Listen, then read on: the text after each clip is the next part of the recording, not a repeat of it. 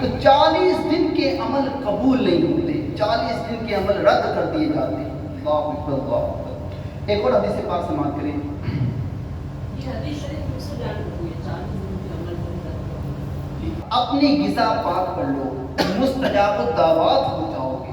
اس ذات پاک کی قسم جس کے قبضے قدرت میں محمد صلی اللہ علیہ وسلم کی جان ہے، بندہ حرام کا لقمہ اپنے پیٹ میں ڈالتا ہے تو اس کے 40 دن کے عمل مقبول نہیں ہوتے، یعنی 40 دن کے عمل رد کر دیے جاتے ہیں۔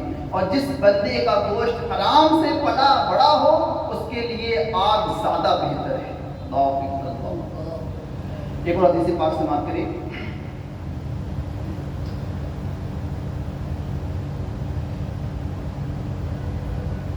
آقا کریم صلی اللہ علیہ وسلم نے ارشاد فرمایا، جو لوگ حلال مال کھاتے ہیں ان کے لیے بشارتیں بھی ہیں۔ دنیا میٹھی اور سرسبز ہے، جس نے اس میں حلال طریقے سے مال کمایا اور اسے وہاں خرچ کیا جہاں خرچ کرنے کا حق تھا، تو اللہ تعالیٰ اسے آخرت میں ثواب عطا فرمائے گا اور اسے اپنی جنت میں داخل فرمائے گا۔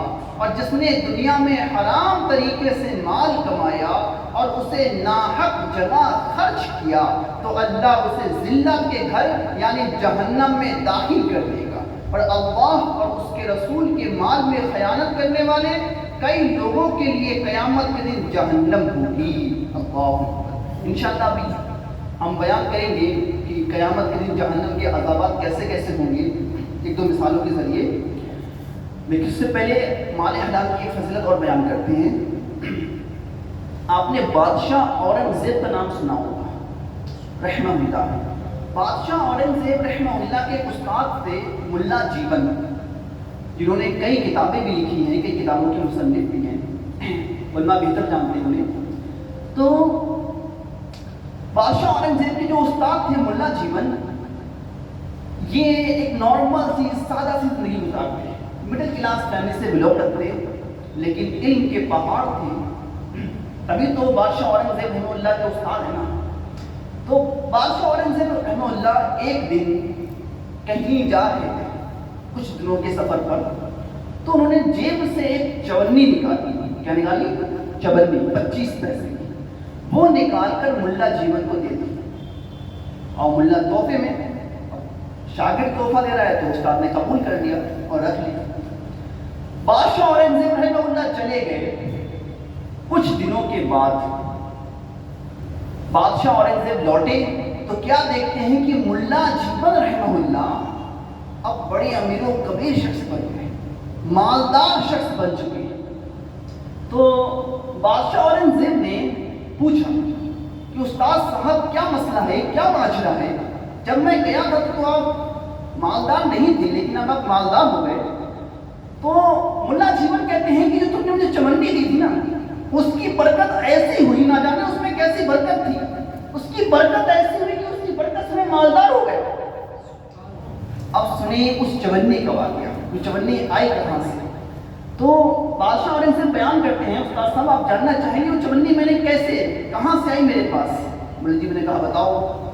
تو بادشاہ اورنگزیب نے تاجر کو بلایا، پاس کے محلے کا تاجر تھا، اسی کو بلایا اور کہا کہ اپنا رجسٹر لے کر آؤ جس میں تم روزانہ لوگوں کو جو پیسے دیتے ہو اور جو تمہارے پاس آتے ہیں، عام و رفع جو پیسوں کی ہوتی ہے تو اس میں جمع کرتے ہو، جس کو لیزر رجسٹر کہتے ہیں۔ تو کہا ٹھیک ہے۔ تو بادشاہ اورنگزیب نے کہا کہ فلاں تاریخ فلاں دن کا تم سارا جو ہے معاملہ نکالو اور مجھے بتاؤ۔ تو اس تاجر نے جو تھا وہ فلاں دن فلاں تاریخ کا سارا معاملہ نکالا اور بادشاہ کے سامنے بیان کرنا شروع کر دیا کہ اس دن میں نے اتنا خرچ کیا، اتنا فلاں کو دیا، اتنا فلاں کو دیا، اتنا فلاں کو دیا۔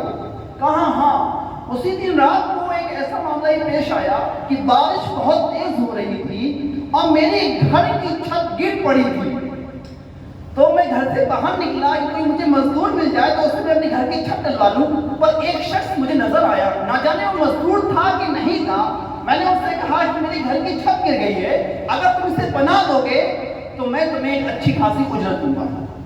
تو وہ شخص تیار ہو گیا، وہ میرے گھر پر آیا، ساری رات محنت سے کام کرتا رہا، میری چھت بناتا رہا اور پوری رات اس نے چھت بنائی. جب فجر کا وقت ہوا، اذان ہوئی تو وہ جانے لگا. تو میں نے اس سے کہا بھائی میرے پاس تمہاری اجرت دینے کے لیے تو پیسے نہیں بچے ہیں، ہاں یہ 54 ہے یہ تم رکھ لو اور باقی اپنا رابطہ دے دو، میں تم سے رابطہ کروں گا اور تمہاری اجرت تم تک پہنچا دوں گا. تو شخص نے کہا نہیں میرے لیے 54 ہی کافی ہے. وہ 54 لے کر وہ شخص چلا گیا. تو اب بادشاہ اورنگزیب کہتے ہیں کہ استاد صاحب جانتے ہیں کہ وہ شخص کون تھا جس نے اس تاجر کی پوری رات چھت بنائی؟ وہ شخص میں تھا. اور وہ 54 کو میں نے بڑی محنت سے کمایا تھا، حلال کی کمائی تھی، اور جو میں نے آپ کو تحفے کے بطور دے دی.